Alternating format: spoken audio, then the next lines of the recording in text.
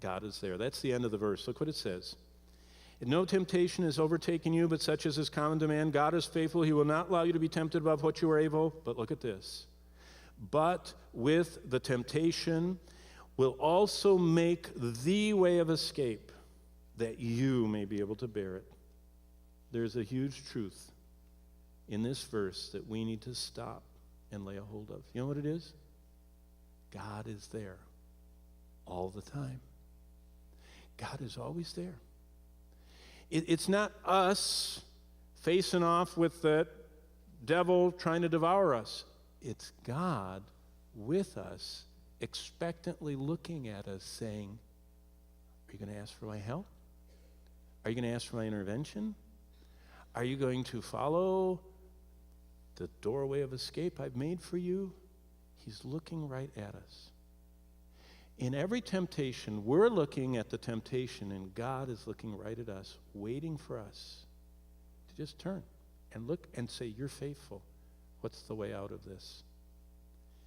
The longer we meditate on this verse, the bigger the shadow looming over it becomes. That shadow is none other than the shadow of the one who makes the promise.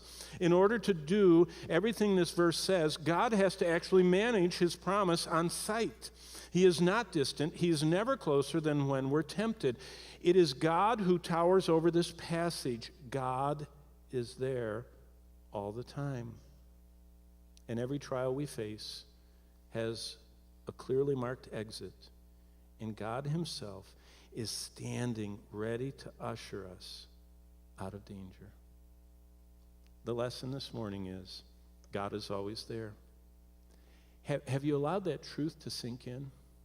We all know what our besetting sins are, and besetting sins are preceded with besetting temptations, and besetting temptations are preceded by trials.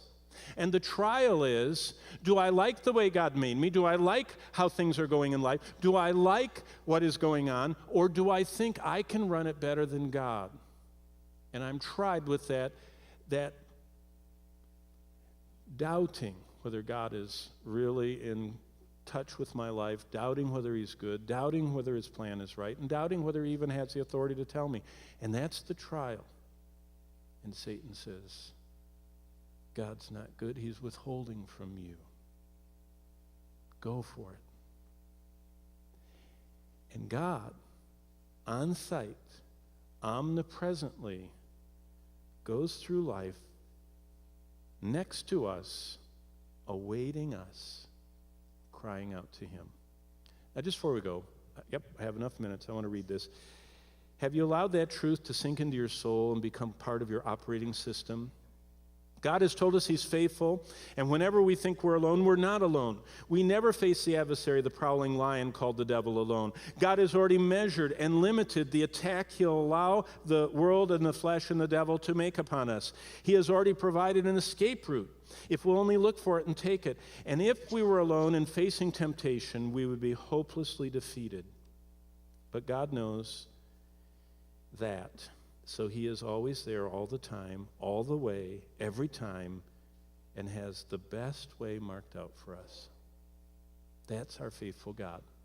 Now, this is what I want to read. Warren Wiersbe, pastor down at Moody Memorial for many years and the writer of many books, told a story. When he was a pastor, he said this dad called him and said that he'd been picked on by 2 or 3 bullies who had punched him, pushed him over on his bike, and generally made his life miserable. And they told the little boy that the next morning they were going to wait for him on the way to school, ambush him, and get him.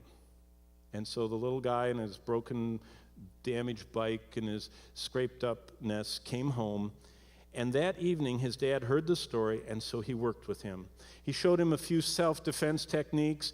He passed off a few helpful techniques for escape. He even gave him a few tips on how to win over the bullies as friends, and went through a long night. The next morning, the lad and the dad prayed together, but the boy knew the inevitable was sure to happen. But reassuringly, his father embraced him and gave him a firm handshake, smiled at him confidently, and said, "Son, you can do it. You're going to make it fine to school. Don't worry." Choking back the tears, the boy got on his bike and began the long, lonely, fearsome ride to school. But what he didn't know was that at every block he rode, he was constantly under the watchful eye of his dad, who was driving his car at a safe distance from his son, out of his sight, but ever ready to speed up and to completely assist when the scene became too threatening. The boy thought through the whole journey he was alone, but he never was. His father was there all the time. Now, Wiersbe is a great writer, but what he's reminding us is what the Lord's Prayer says. Our Father who is in heaven said, you are never alone. And I am going through life, and I will never lead you into temptation. I will always lead you out of it. You have to choose whether you're going to turn and look at your Father, or if you're going to stay looking at your temptation and doubting that your Father is good and wise and powerful, and whether or not he has the authority to tell you not to do that. That's the choice of life. And we're supposed to pray for each other that we'll look for our Father. He's always there.